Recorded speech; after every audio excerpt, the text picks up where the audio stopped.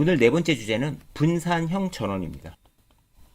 왜 갑자기 분산형 전원을 얘기하냐라고 한다면 중요한 일이 있어요. 일단 다시 한번 넘어가고 봐요. 제가 몇 번 설명드렸는데요. 우리나라는 큰 발전소들이 동부 여기 원자력 석탄 발전소 여기 이렇게 쭉 있어서 이것들이 거대 수요처인 수도권 혹은 산업단지 쪽으로 갖고 오는데 송전선로 비용이 많이 든다. 이 말씀을 많이 드렸었죠. 송전선로 비용은 보시면 이런 거잖아요. 우리가 어느 지역을 거대한 철탑을 세워서 구리선을 큰 걸 놓는 비용, 그리고 각각의 변전소를 놓는 비용들, 이런 비용들 다 들어가는 거지 않습니까? 그리고 뭐가 들어가죠?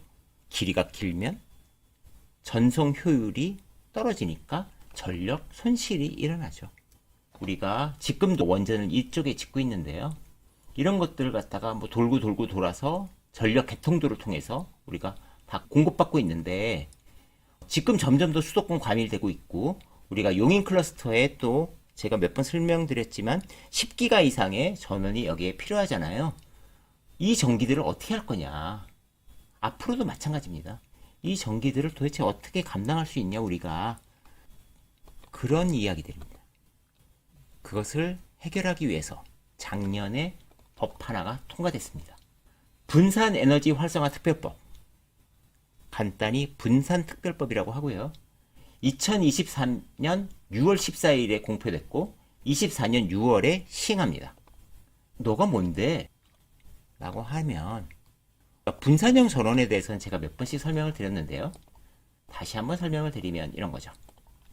신재생 에너지는 간헐적 발전이고 그 전기가 남으면 버릴 수가 없으니까 다른 걸로 치환해야 되는데 어떻게 치환하냐? 열로 할 거냐?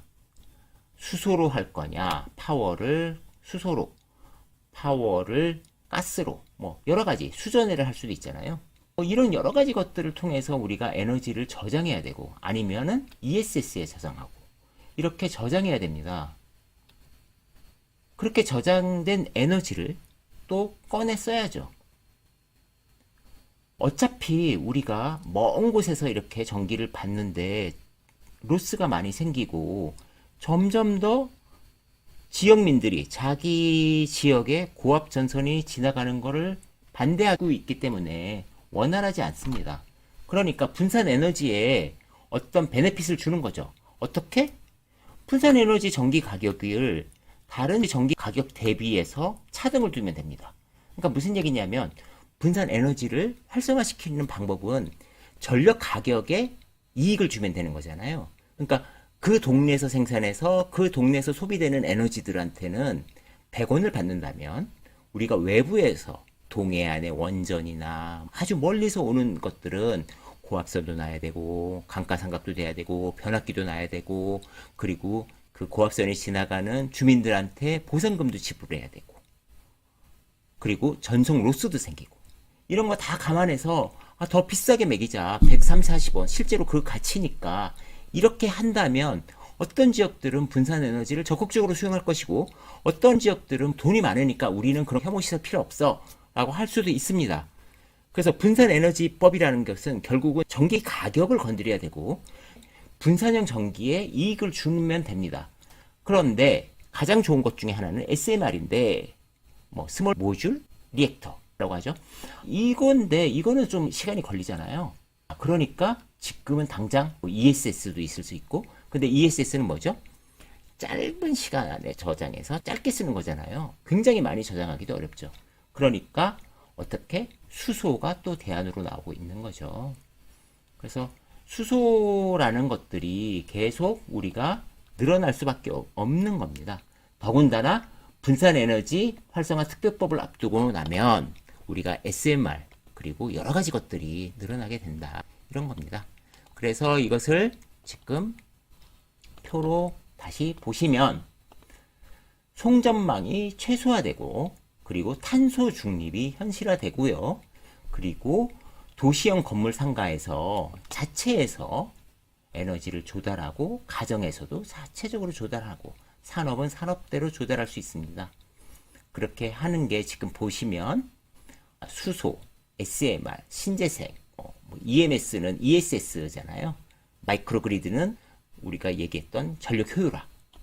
이런 걸 통해서 우리가 전기를 더 효율적으로 쓰고 그 지역에서 가능하면 멀리서 갖고 오지 않고 소비하자 이 뜻입니다. 분산형 전원의 에너지는 이렇게 규정하고 있습니다. 나중에 보시면 되고요.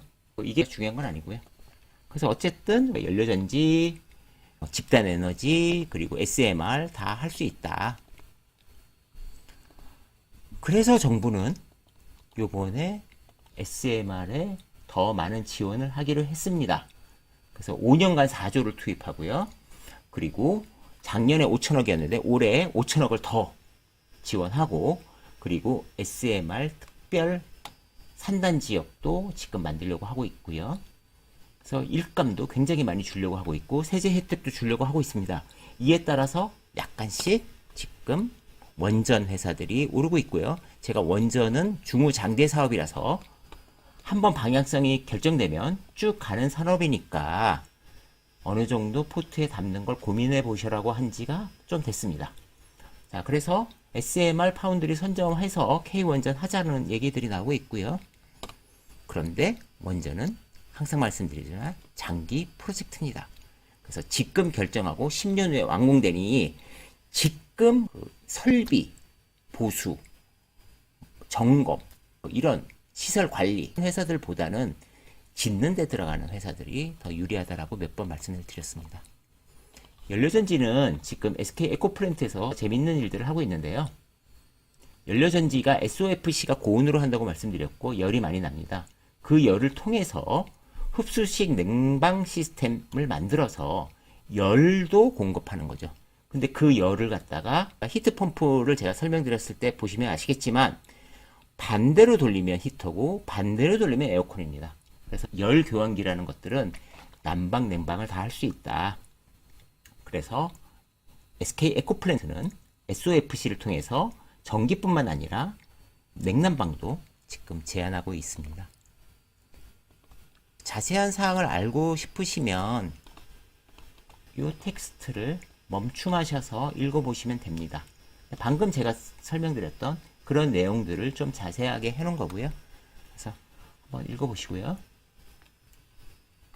그래서 지금 작년도에 만들어졌던 특별법이 올해부터 시행되면서 아마 산업계에서는 변화가 시작될 것이고, 그러면 그게 6월이니까 조만간 어떤 기업들이 아마 이슈화가 될 텐데, 그 기업들은 제가 또 다시 블로그나 다른 데를 통해서 소개시켜 드리도록 하겠습니다. 오늘 강의는 여기서 마치겠습니다.